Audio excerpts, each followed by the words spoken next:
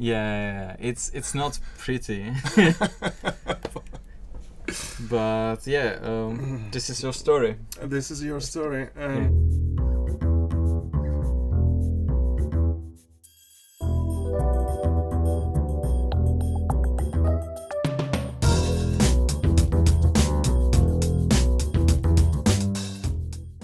We can maybe talk just a bit about QA and what does it mean. That's a very broad question. So, the Webster's Dictionary says that quality assurance are preventative measures to decrease the chances of mistakes being made. Thank you for this question. Yeah, it's amazing. You prepared yourself very nicely. So we will probably just talk a bit about how we operate, how we test internally the builds, because even though sometimes you may say it doesn't look like it, we actually catch a lot of bugs before they get even to the experimental. You can guess how many bug tickets were created by our QA. Internally, by our QA. Yeah. So basically how many things broke and were fixed again before it got to the experimental. How many things we were able to find, to uncover? We had 11 weeks of production.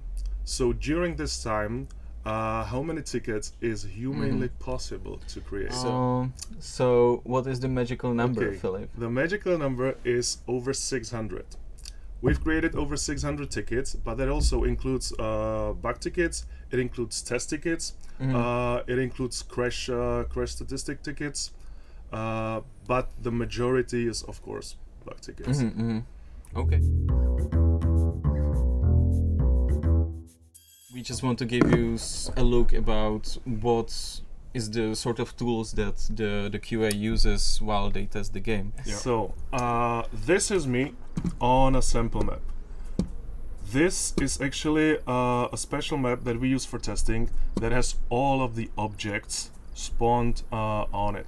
Noticed the tree test. Let's check it out. It's basically Hogwarts Legacy.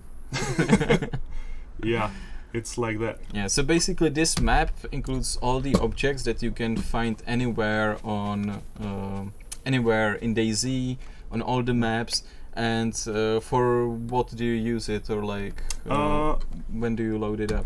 Well, when I want to look at trees, obviously. So, for example, you can see all the branches. And this is beautiful. It is. It's like we are really there. Right? The sun is shining. I mean, I love it. So here, here we do have some structures, some buildings that we use in town. Obviously, there's industrial stuff. It's cool. So when there's a change to a model of a building, you can just go here and maybe like test it out. Exactly. But don't be fooled. We always test on the regular maps of Chernarus and Livonia. But this is just when we find an issue with model on the regular map, we go to the sample map and we check it from for all the issues that we might find.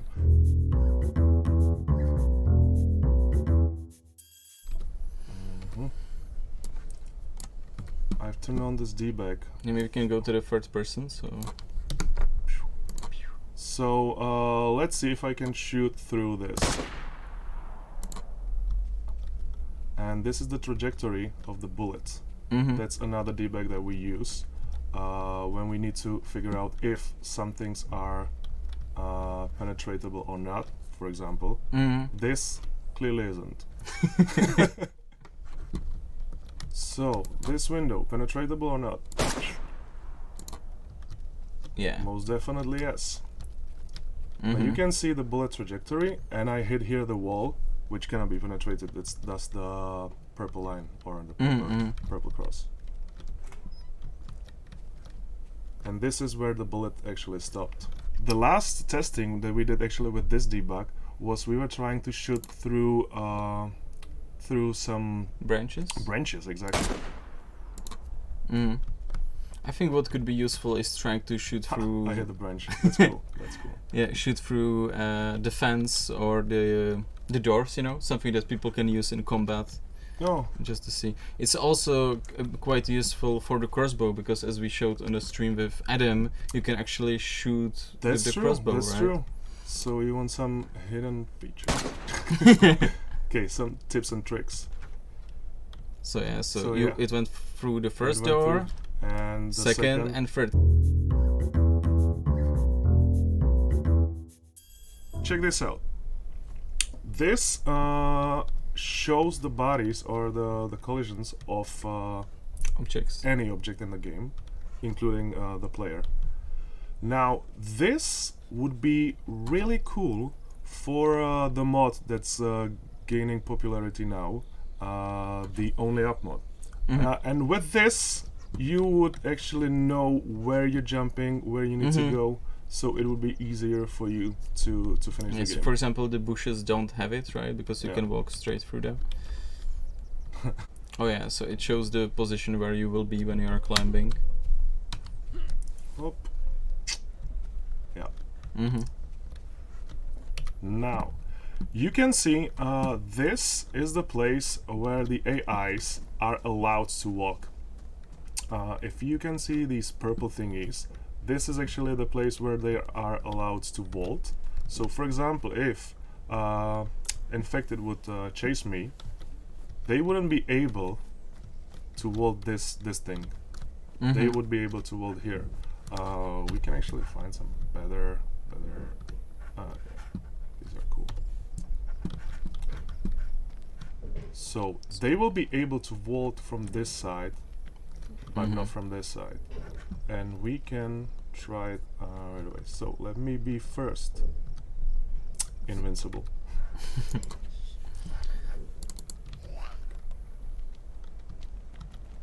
So now it's alerted and it's trying to catch me. Now she's not going to follow me this way, but rather that way. So this is just to check where the AI can get, Yeah. right? Exactly. She Where can people walk can here. join. Yeah, No because of the problem. animations like tilted, sometimes it's a bit to the side, but Yeah. she will always like choose it. I think she will just go around. Oh, smart one. We got a smart one.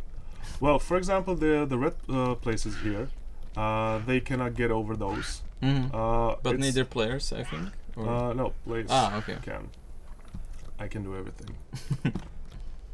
But she Okay. cannot. She has to go around. She has to. And because we can show how the QA actually worked when we were preparing the stealth kills. Bam. And if you spawn infected, so it was really hard to always just like get away from the infected, Yeah, to be able to come back, come do back the and be stealth just kill. like exactly be stealth, so the infected doesn't notice you. So we thought that there must be a better way, and we actually asked our developers, one of our guys, our senior scripter, to create a special debug for that. Was it Vraatje? Yeah, Ratja worked on the weather. I Ah, want to show okay. the weather too. Okay. I'm not sure. Yeah, I'm not sure if Ratja actually did this one, but it's possible. Mm. So what he did is actually he created this one, miscellaneous and toggle targetable by AI. Yeah. This is the easiest thing to do. Now the infected doesn't see me, so I can sneak behind him even though I'm making Yeah. a lot of sound, as you can see in the left bottom. Yeah. So normally he would be alerted. Now you can see that there's like a green balloon over this infected head. That means he's unaware, he's like idle and he doesn't care. But if I'll turn off this debug for now, so I am actually targetable. Yeah. So So now you're behind him. We can see the red line that shows his Yeah. line of sight, I guess, a bit. and if I walk, so you can see that he actually noticed something. So he is in alerted state, and in this alerted state, I can no longer perform a stealth kill because he knows something is up. So you have to be unsuspicious. And now I and think now, he's... yeah, he noticed me and he's in red state, and that means like he's attacking. Uh-huh. He's 100% alerted. So this is cool now. She doesn't know that I'm behind her, and I can stealth kill her. Yeah, so it was basically to save time. Exactly. And also it can be kind of an insight like how the zombie aggro is working, right? Yeah. So there are like multiple stages to them, and when you walk around you get some sound cues and some movements, animations that tell you in like what stage they are. So it can be good even for you. Basically, if you have more than one line in the left bottom corner, if you can see the sound, if you have more than one and you're around the infected, they will hear you. Now, what is also cool that we created two finishers. One is in the liver and one is in the neck. And again, it was very random, so we couldn't test it properly. I mean, we could, we did it, but it took a lot of time. So to save time, devs also created this little debug called finishers, and we can force them. We can use either the liver finisher or the neck finisher. Okay. I'm not sure if you can actually read these because they're really small. I mean, I guess can. So if you want to see the neck finish, I can spawn someone. And I know that I'm forcing it, so it's going to be the neck finisher. Even though it was more like a head finisher. It was a scalp. And if I do the liver...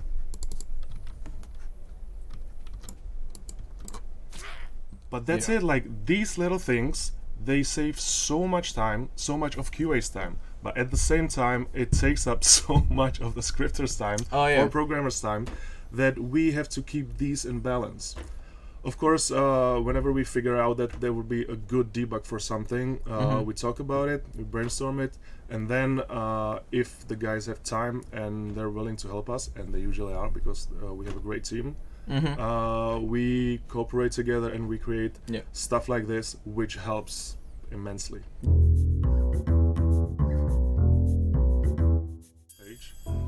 So basically, this is the tool that you can talk to us through whenever you encounter any issue with the game or suggestions, like we said before, or you just want to share something that you noticed.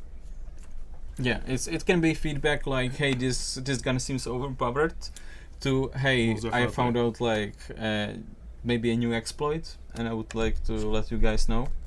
So like both are like viable things to make a ticket. Yeah. So what you need to do first, obviously, is to sign in and to log in. Now I'm already logged in on my account, but when you log in, you see this star-shaped icon. So basically, here in the DayZ, you have the option to report a PC bug or a PC private bug. What this does mean is that if you want to report some exploit of the game, we would be happy if you could use the private bug, so people won't spread this exploit or hack, and more people can actually enjoy the game without being hacked or without a certain exploit. It's just a fair game. Exactly. So this is, and also I think you mentioned that when people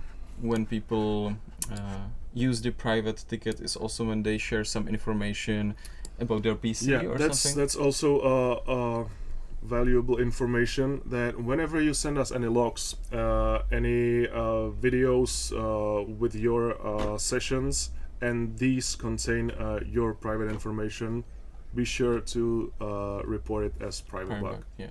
And regular feedback ticket should look well, this one is actually pretty cool. Yeah, I mean, it's from Spaggy, right? So shout out to Spaggy. Yeah. He's not the average DayZ player. Exactly, to be sure. Yeah, we love Spaggy. Because that's we didn't pick this one on purpose. It's coincidence. So basically, you describe the issue or whatever you encountered to the fullest detail. Like Matej said before, you just don't write like this thing is broken, fix it, but rather try to give us as much information as you can. Spaggy used like text, pictures, and even some logs. So that's perfect for us. Now, what happens whenever you create a ticket like this? It gets to us first to the QA, and we test if we can reproduce it. Most of the times we actually can, and most of the times we actually found it before you, and we already report it in our internal database. But if we didn't, then this is great, because the more information we have, the easier and faster for us it is to find out. Now, if we do this, we tell Jeez, who is the admin on this page, that we found it, and yes, we acknowledge that the issue is there. Then this ticket will change states. There are some, the ticket can be in like reviewed state, that we are checking it, if it's even applicable to our game, if the issue is there. Then if we find it, that's like acknowledge that we found it. I don't know the other stuff, like that we are working on it. It's assigned. That's it. That the ticket is already assigned to a certain dev, and that he's working on that. And then GS will let you know if actually this is perfect. Like, it won't possibly be fixed in the next update, but something that we found out and will be able to fix, there will be. So yeah, and yeah, it's much more organized than when you just shoot it on social media. But at the same time, we understand not every player wants to turn off the game, make an account, right? Yeah. It's fine, but we just want to say we appreciate it. We appreciate it a lot, and since all of the NVIDIAs and ATI are using this feature that you can record for like the past 5 minutes of the game or whatnot, if it crashed, that's perfect for crashes, like for crash reports. If we get a report that the game crashed for me, you have to think that we're also people, not magicians. So whenever you say something like this, we'll try. We will definitely try, because that's what we do.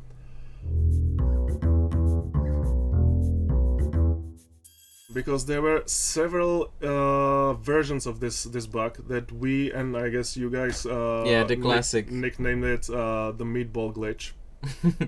And there were several ways how to achieve this state. That's why a lot of these videos actually are with the same issue.